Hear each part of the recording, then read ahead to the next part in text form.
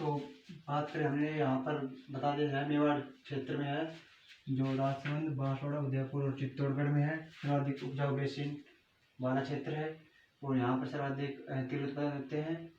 तो इस तरह से हमारे यह जो भौतिक प्रदेश है, पूर्वी मैदानी प्रदेश, वो क्लियर हुआ। अगला भौतिक प्रदेश है अरावली पर्वतमाला प्रदेश। उसके बारे में जानते हैं थोड़ा बेसिक बातें।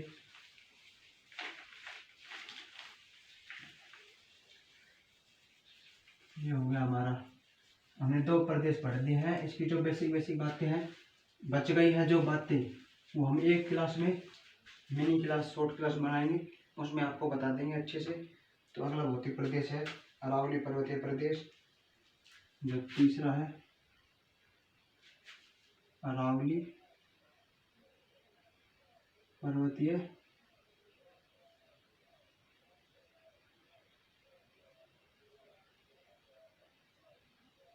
प्रदेश।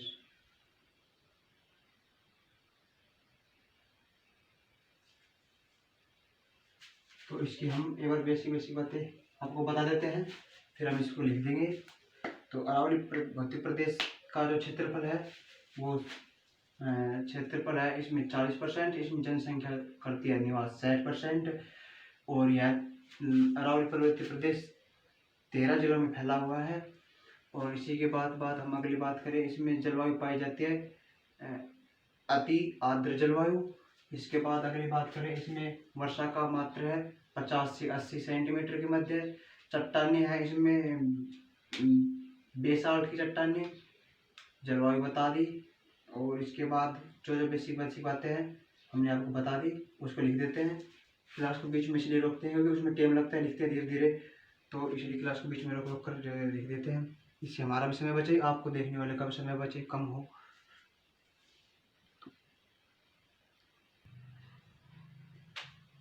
तो बेसिक बातें हमने यहाँ पर लिख दिया है।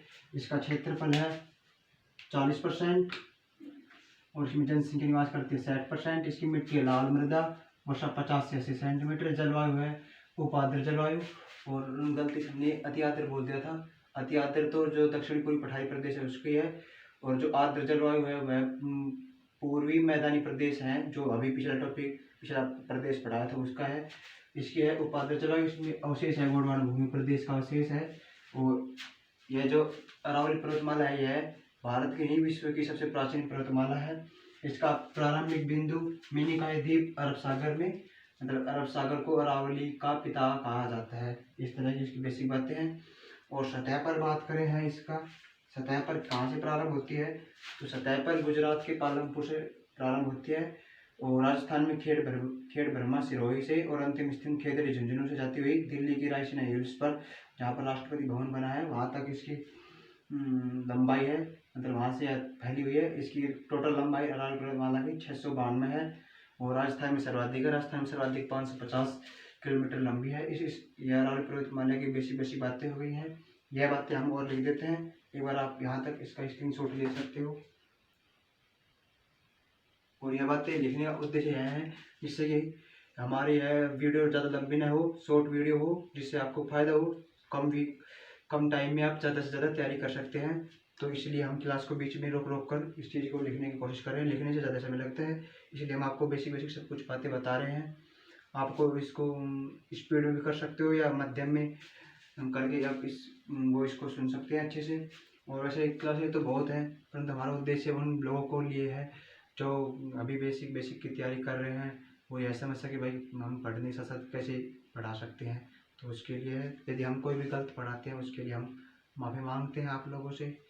और अपना छोटा भाई समझकर हम लोगों का सपोर्ट करें, मोटिवेशन करें।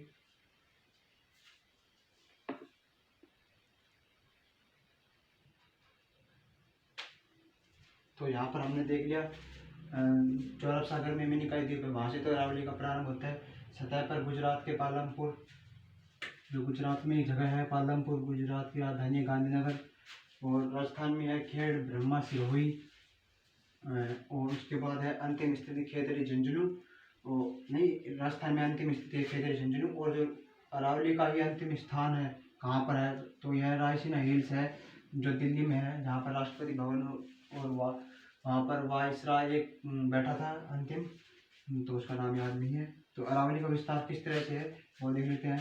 अरावली का विस्तार है दक्षिण पश्चिम से उत्तर पूर्व की ओर अरावली का विस्तार है, जो राजस्थान में वर्षा जल विभाजक को करने में सहायक होती है। 80 सेंटीमीटर वर्षा जल विभाग रेखा भी कहा जाता है अरावली को। और इसकी कुल लंबाई है 692। राजस्थान में इसकी कुल लंबाई है 550।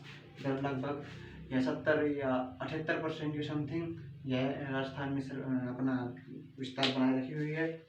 इसके बाद अगली बात देखिए हम अरावली की प्रमुख चोटियाँ कौन कौन सी हैं उसकी बात करें। और मध्य अरावली और दक्षिण अरावली और उत्तर अरावली की चोटियाँ कौन कौन सी हैं वो और देख लेते हैं एक बार। यहाँ पर इसको बता देते हैं।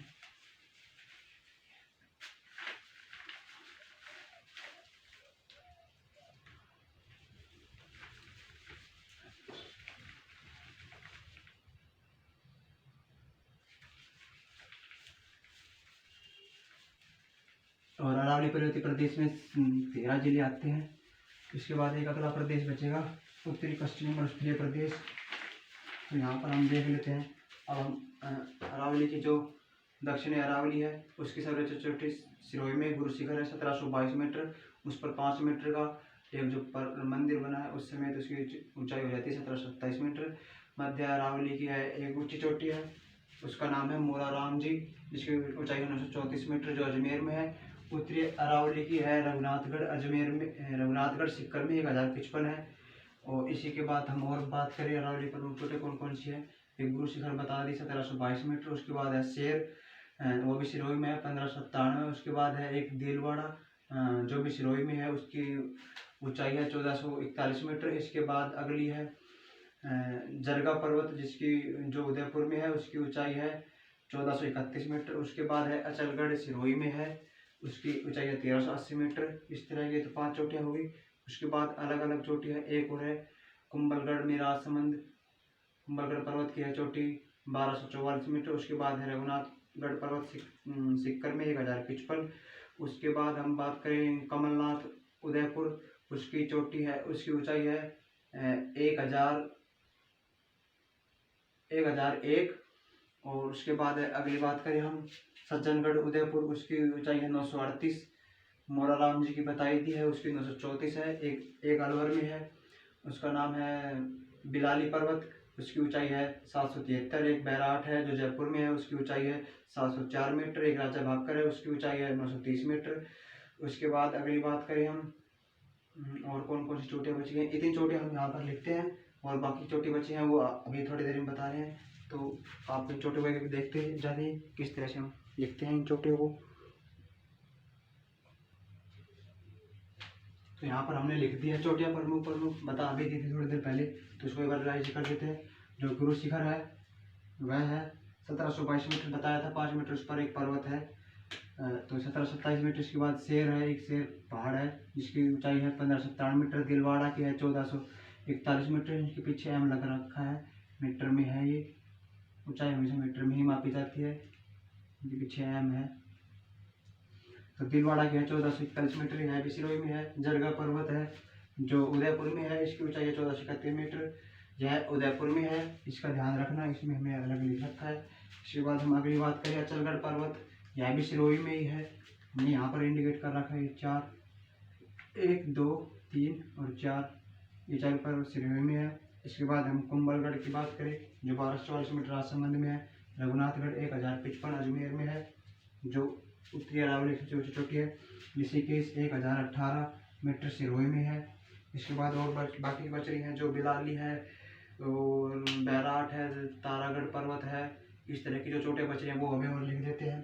तो आप क्लास को अंत तक देखना, हमने बताई पिछली उससे पहले बता दी थी लगभग 2-3 मिनट पहले, तो हम वहाँ पर लिख देते हैं। लिखने में थोड़ा टाइम लगता है इसलिए बता रहे हैं।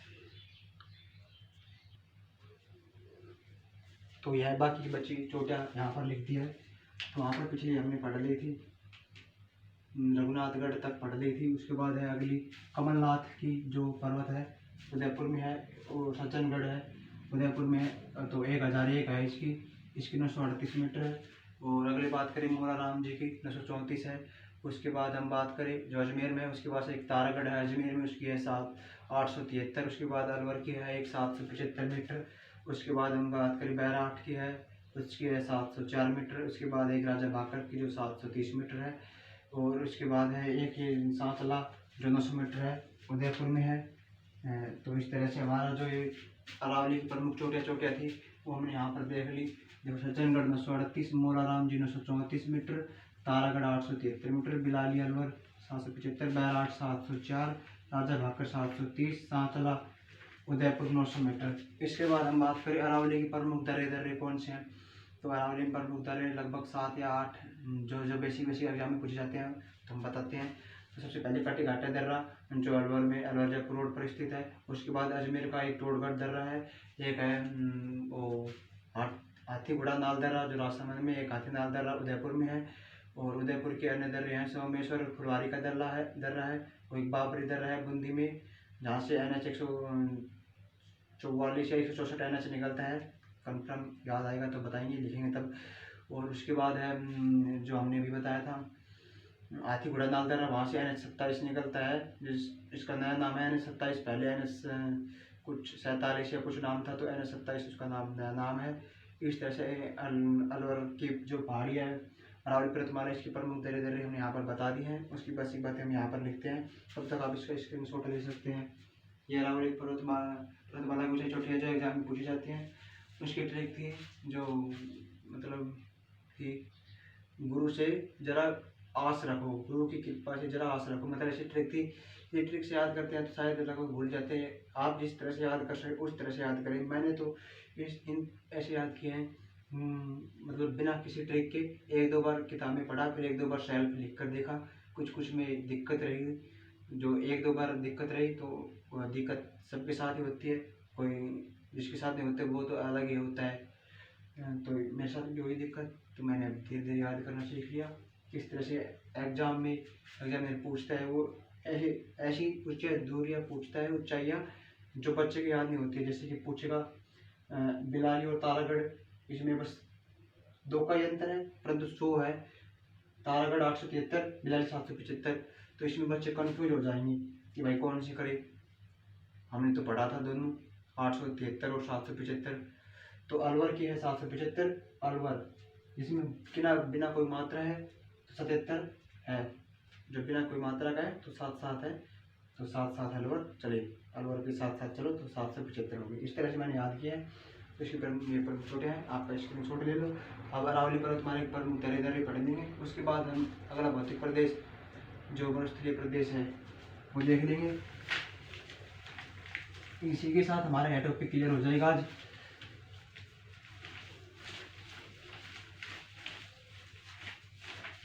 लगभग 6 या 7 दर्रे हैं, तो हम इस क्लास को लिखकर वो लिख देते हैं। तो यहाँ पर हमने अरावली की प्रमुख दर्रे लिख दिए हैं। अरावली प्रमुख दर्रे में है एक कटी घाटी दर्रा जो जयपुर अलवर रोड में है, अलवर रोड पर स्थित है। दर्रा वो होते हैं जो तो पहाड़ी को काट कर बनाए जाते हैं आने जाने के रास्तों के लिए। जैसे यहाँ पर कोई पहाड़ी है, ये यहाँ पर कोई पहाड़ी है इस तरह से, और यहाँ पर एक शहर इस तरफ बसा हुआ है, एक शहर इस तरफ बसा हुआ है। तो यहाँ पर जो काट कर रास्ता बनाया जाता है ना इस तरह से पहाड़ी के बीच, एक तो पहाड़ी के अंदर से बनाया जाता है वो तो सुरंग होती है, जो पहाड़ी को भी काट कर उसके बीचों बीच बनाया जाता है उसे दर्रा कहते हैं। तो इसके बाद है अजमेर का टोडगढ़ दर्रा, हाथीगुड़ा नाल दर्रा राजसमंद का है, और एक हाथी नाल दर्रा वो है उदयपुर का। उसके बाद उदयपुर की फुलवारी और सोमेश्वर का दर्रा है, एक बाबरी दर्रा पाली का है जहाँ से NH 162 निकलता है, एक रामगढ़ का दर्रा रामगढ़ दर्रा बूंदी में। तो यह अरावली पर्वतमाला के प्रमुख दर्रे हैं, हम स्क्रीनशॉट ले सकते हैं इसका। इसके बाद हम बात करें यह भौतिक प्रदेश हमारा क्लियर हो चुका है। हमने यहाँ पर सबकी इसकी अरावली पर्वतमाला के सारी चित्र देख लिए। 6000 वर्ष करोड़ पुरानी पर्वतमाला है। अरावली पर्वतमाला की लंबाई देख ली 692 है, राजस्थान 550 है, राजस्थान में इसका क्षेत्रफल लगभग 78% है। और अरावली, मध्य अरावली, दक्षिण अरावली, उत्तरी अरावली चोटी के बारे में देख लिया है हमने। तो मतलब इसकी बेसिक बातें हमने सब कुछ पढ़ ली। भौतिक प्रदेश का क्षेत्रफल कितना है, 40% क्षेत्रफल है, 60% जनसंख्या निवास करती है। जलवायु देख लिए, उपाद्र जलवायु है। इस तरह की बेसिक बातें कर ली। वर्षा के बारे में मिट्टी की लाल मृदा है, चट्टानी गोडवान भूमि प्रदेश की चट्टाने है। इस तरह इसकी बेसिक कंप्लीट होगी। अगला हमारा जो भौतिक प्रदेश है वह है पश्चिम वनस्थलीय प्रदेश। तो इसको मिटा देते हैं इधर। जो आखिरी है पश्चिमी मध्य प्रदेश, इसके बाद हमारे है उत्तर प्रदेश क्लियर हो जाएगा। इसके बाद हम बात करें अगला जो चौथा प्रदेश है वो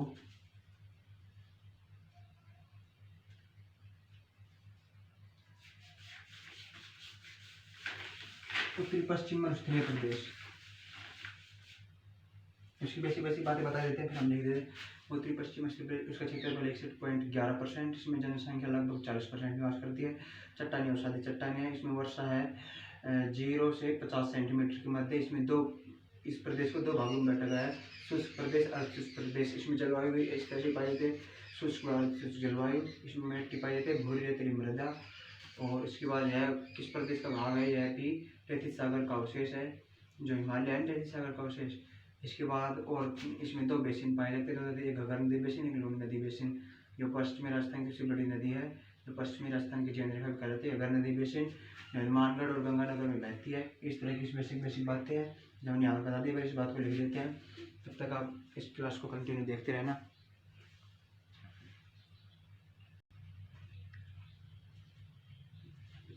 तो यहाँ पर इसके क्षेत्रफल की बात कर ली।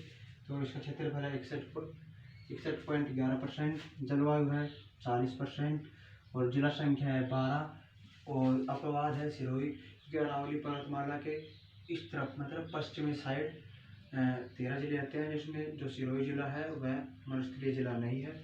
जो बाकी के 12 जिले बच गए हैं इस तरह से।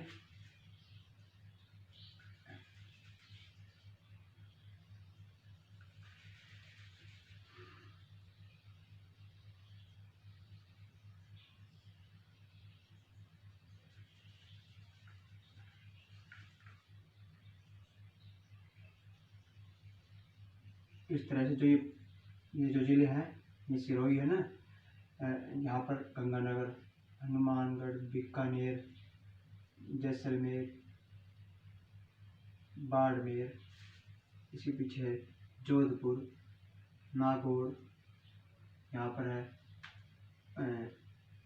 बाड़मेर, नीचे है जालौर, सिरोही, इसके ऊपर राजसमंद, यहाँ पर है बूंदी। तो इस तरह से जो इसके पश्चिम में उत्तर पश्चिमी जो जिले हैं 12, वो जिले हैं मरुस्थलीय जिले, और जो सिरोही जिला है वह मरुस्थलीय जिला नहीं है। तो इसके बाद हम बात करें अवशेष, यह तैतीस सागर का अवशेष है। वर्षा 0 से 50 सेंटीमीटर के मध्य पाई जाती है, जिसमें 0 से 25 सेंटीमीटर के मध्य शुष्क प्रदेश है, और जो 25 से 50 सेंटीमीटर के मध्य पाई जाती है वर्षा, वह अर्धशुष्क प्रदेश है। इस तरह से इस प्रदेश को 2 भागों में बांटा गया है। जो इस तरह से जैसलमेर, बाड़मेर, बीकानेर और जो चूरू जिले हैं उसमें तो नदी नहीं बहती है, तो वह सर्वाधिक इस क्षेत्र में न नदी बहती है और न ही इस क्षेत्र में वर्षा होती है। तो जो अर्धशुष्क प्रदेश है उसमें कुछ समय पर वर्षा भी होती रहती है, इसलिए इसे अर्धशुष्क प्रदेश भी कहा जाता है, अर्धशुष्क मरुस्थलीय प्रदेश। तो इस तरह से इसकी बात हो गई। इसके बाद हम बात करें, इसमें मिट्टी ब्लू रेतीली मृदा पाई जाती है। इसके बाद है 2 नदी बेसिन है, इसमें घग्गर नदी बेसिन, जहाँ पर इंदिरा गांधी नहर निकाली गई है हनुमानगढ़ में। यहाँ पर सर्वाधिक फसल मतलब खाद्यान्न उत्पादन, फल उत्पादन होते हैं। लूनी नदी बेसिन, जो पश्चिमी राजस्थान है ना, यहाँ पर ये पश्चिमी राजस्थान है, यहाँ पर ये लूनी नदी बेसिन पाई जाती है, जो पश्चिमी राजस्थान की सबसे बड़ी लंबी नदी है। इसकी लंबाई लगभग 171 किलोमीटर है लगभग। जब लूनी नदी तंत्र मतलब सर पढ़ाएंगे या मतलब लूनी नदी तंत्र आपने पढ़ा होगा तो आपने देखा होगा उसकी लंबाई कितनी है, तो हमने यहाँ पर बता दी कर दिया। सर्वाधिक फसल मतलब फल उत्पादन वाला बेसिन लूनी नदी है, पश्चिमी राजस्थान की जीवन रेखा। तो इसी के साथ साथ हमारा यह जो राजस्थान के भौतिक प्रदेश की बेसिक बातें हैं, जो मतलब पता होना चाहिए राजस्थान के हर स्टूडेंट को जो कॉम्पिटिटिव एग्जाम की तैयारी कर रहे हैं। तो इसी के साथ हमारे राजस्थान भौतिक प्रदेश की ख़त्म हुए।